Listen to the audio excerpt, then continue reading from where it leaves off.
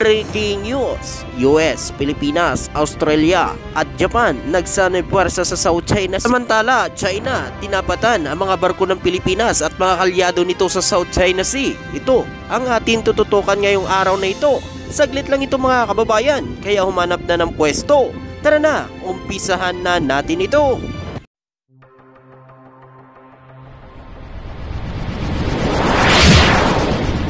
Trupang Hilonggo. Please subscribe and like and share. Yan, so magandang araw po mga kababayan, magandang araw sa inyong lahat. At siyempre nandito na naman tayo para magbigay po ng update sa inyo ngayong araw na ito.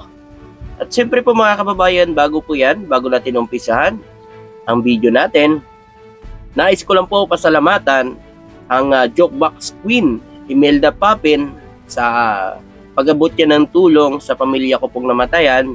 Ma'am, maraming salamat po sa pagbigay niyo po ng tulong sa pamilya ko pong namatayan. Sana po ay marami pa po kayong matulungan na mga kababayan natin na nangangailangan ng tulong. Maraming salamat ma'am, God bless po. So ito po mga kababayan, umpisa na po natin ito mga kababayan, ang ating ibabahagi ngayong araw na ito sa inyo mga kababayan. At siyempre, ito mga kababayan, sa gawa ang Pilipinas sa West Philippine Sea ng drills kasama umano ang tatlong mga kalyadong bansa nito mga kababayan, ang US, Australia at Japan. So yun po mga kababayan, ito na at ang pinakamalaking drills na ginawa umano ng Pilipinas at US, Australia at Japan dito sa West Philippine Sea mga kababayan. Ito ay ang mga drills na ito ay para ipakita din ang suporta nito sa Pilipinas at para ipakita rin na nagkakaisa ang mga bansa para sa ligtas na paglalayag sa South China Sea. So ito po mga kababayan, alam naman natin na ang bansang China talaga mga kababayan ngayon ay talagang inaharas yung mga barko na dumadaan din dyan sa South China Sea. Kabilang na nga rito ang mga barko ng Pilipinas na naghahatid ng mga supply sa Ayungin Shoal, hinaharas umano ng China kahit nasa loob ng teritoryo ng Pilipinas. Ang Pilipinas at ang pinakamalapit nitong mga kasusyo na seguridad, ang Estados Unidos, Australia, Japan, noong linggo ay nagsagawa ng kanilang kauna-unahang joint maritime exercise sa West Philippine Sea sa gitna umano ng tumitinding agresyon ng China sa mga karagatan ng Pilipinas. Ang multilateral na maritime cooperative activity ay ginanap ilang araw bago ang mga trilateral summit ng mga pinuno ng Pilipinas, Estados Unidos at Japan sa Washington, kung saan ang South China Sea ay inaasahan sa mga prioridad na isyu sa panahon ng pagpupulong. Kasi mga kababayan, issue na issue kasi ngayon ang South China Sea kasi nagiging agresibo po mga aksyon ng China dito sa South China Sea. Halos mga kalapit na bansa nito ay talagang hinaharas yung mga barko ng mga kalapit nitong bansa. At yung mga teritoryo katulad ng teritoryo ng Pilipinas ay gusto pang sakupin ng China. Kasama sa mga pagsasanay noong linggo ang frigate ng Philippine Navy na BRP Antonio Luna na may anti-submarine warfare at AW-159 helicopter at ang patrol ship na BRP Valentin Diaz, ang littoral combat ship ng US Navy na USS Mobile, ang destroyer ng Japan naman na Maritime Self-Defense Force na GC Akebono, at ang Estados Unidos at ang Australia ay nag-deploy din naman ng P-8 Poseidon Maritime Patrol Aircraft. So yun po mga kababayan, ang kasama sa mga drills na isinasagawa umano ng Pilipinas at Estados Unidos. Yan po mga barko na ginagamit ngayon nila dyan sa West Philippine Sea. So ano kaya ang reaksyon ng China dito mga kababayan sa isinasagawang pinakamalaking drills ng Pilipinas at mga kalyadong bansa nito? Alam naman natin mga kababayan, bawat ehersisyo na isinasagawa umano ng Pilipinas at Estados dyan sa West Philippine Sea o sa South China Sea ay may sagot ang China dyan mga kababayan. Lagi din sila nagbubuntot ang mga barko nito. Lagi din na binabantayan ang mga ginagawang drills ng Pilipinas at Estados Unidos. Kala mo talaga papasukin ang kanilang teritoryo. So ito po mga kababayan, ang isinagawang drills na ito mga kababayan ay sa pinakadulo umano ng teritoryo ng Pilipinas. Ang 4 na barko ay nagsagawa umano ng Communication, Photo Exercise, Division Tactics at iba pang drills na kaunlaran sa Luzon na sumasaklaw umano sa Palawan at Hilagang Luzon sa loob ng exclusive economic zone ng bansa ng Pilipinas. Nasa paligid din ng mga barko pandigma ng China na nililiman ang mga kalahok ng sasakyang pandagat sa mga pagsasanay na may mga distansya hindi bababa umano sa 4 hanggang 8 nautical miles. Sinabi umano ng isang source ng gobyerno sa isang mamahayag. So yun po mga kababayan, sinabi ko na nga Ganon ang bansang China. Kapag sila mga kababayan ay nagsasagawa ng drills dyan sa South China Sea, may nakikialam po ba sa kanila?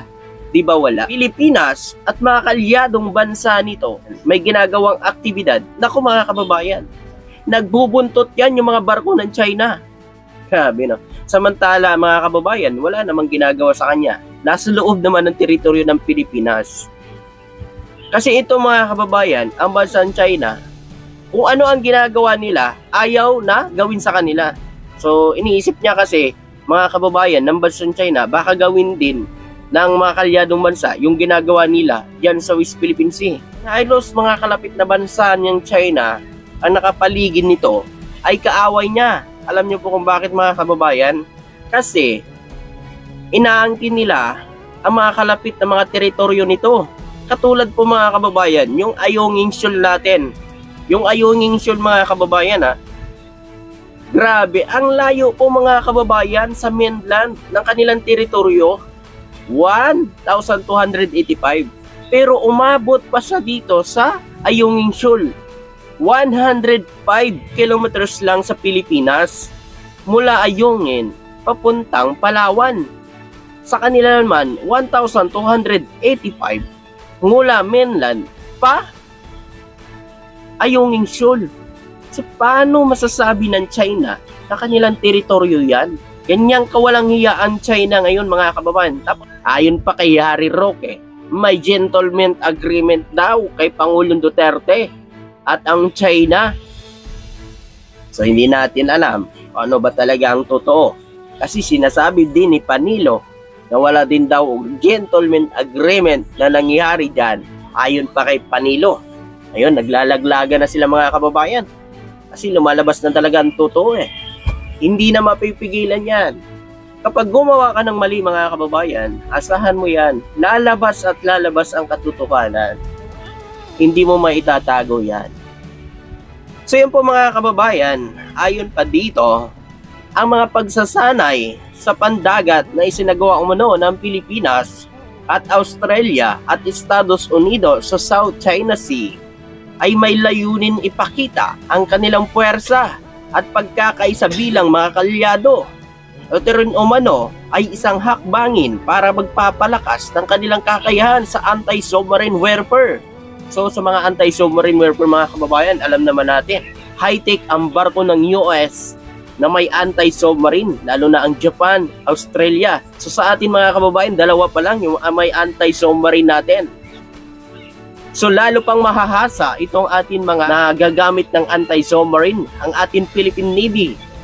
At ayon pa dito mga kababayan, ang mga pagsasanay na ito ay naglalayon na ipakita ang kanilang malasakit at suporta sa batas sa riyon at kanilang pagtutol sa anumang unilateral na pagbabago sa status quo sa pamamagitan ng puwersa. So yun po mga kababayan, pagsuporta din ito kasi alam naman natin mga kababayan, ngayon talagang agresibo ang aksyon ng China dyan sa West Philippine Sea. So isa din ito sa mga hangarin ng pagtulong ng mga kalyadong bansa nito para mga kababayan, mabago na ang isip ng China sa pangaharas dyan. Dahil ang pagsuporta ng mga kalyado at halos mga bansa ngayon ay sumusuporta sa Pilipinas dahil lumano sa mga illegal na aksyon ng China dyan sa West Philippine Sea. At ayon pa dito, ang mga pagsasanay na ito ay nagbibigay diin sa kahalagahan at kalayaan sa paglalakbay sa mga karagatan. At ito ang pagtutol sa anumang agresibong kilos na maaaring magdulot ng kaguluhan o tensyon sa riyon. Ang mga ito rin ay nagpapakita ng kanilang pagpapahalaga sa seguridad at estabilidad sa riyon na ito ay may malaking kahalagahan sa pandaigdigan ekonomiya at seguridad. So ito po mga kababayan ay napakalaking tulong din sa bansang Pilipinas. Lalo na ito mga kababayan, no? Ang barko natin palagi na lang talaga hinaharas ng China. So nakaraan na naman, hinaras na naman yung mga mangingisdang Pilipino natin habang tumutulong sa ating mga Philippine Coast Guard, Bureau of Fisheries Aquatic Resources habang naglalagay ng floating device sa ating mga teritoryo. So yun mga kababayan, ang paglalagay ng floating device, siyempre mga kababayan, para maprotektahan ang ating teritoryo dyan. Na mamaya puwasok na naman yung mga barko ng China dyan at tirahin na naman ang ating mga yaman dagat. So yun po mga kababayan, ano masasabi mo at makukomento mo dito sa mga narinig mo? At siyempre hanggang dito na lang. Maraming salamat at magandang araw sa inyong lahat. Maraming salamat po.